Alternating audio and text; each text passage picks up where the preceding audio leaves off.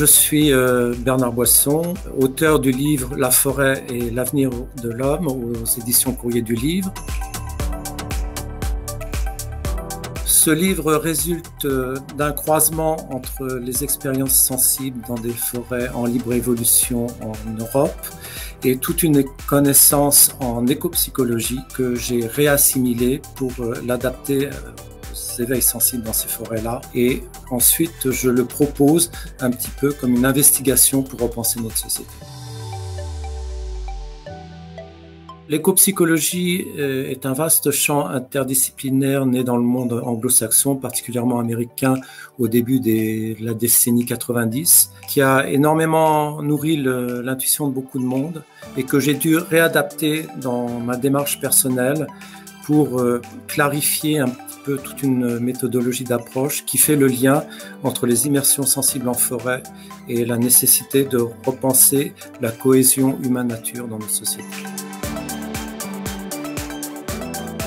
Ce livre est un essai avec pas mal d'illustrations, plutôt à caractère pédagogique, voire humoristique parfois. Il propose des postulats, toute une démarche aussi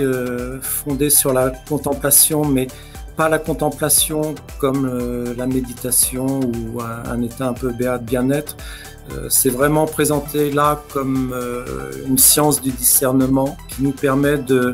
faire la part des choses dans ce qui nous conditionne psychologiquement dans notre société et dans ce qui nous reconnecte à la nature, de sorte de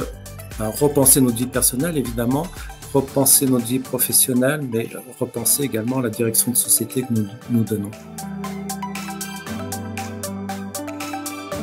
Donc je me suis mis à écrire le livre que je n'ai jamais trouvé en fait et dont j'ai eu toujours besoin, qui peut servir à des gens engagés dans la prise de conscience pour reconnecter l'humain à la nature face un peu à la crise écologique que nous croisons, qui n'est pas seulement la crise du climat et de la biodiversité, mais une crise de déconnexion humaine entre la nature et notre société.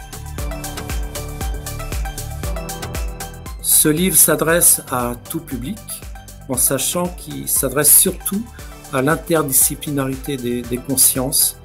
et je dirais même à l'intergénérationnel, c'est-à-dire mûrir dans le temps long les rapports humain-nature. Ça, c'est un peu l'expérience que peuvent donner les aînés et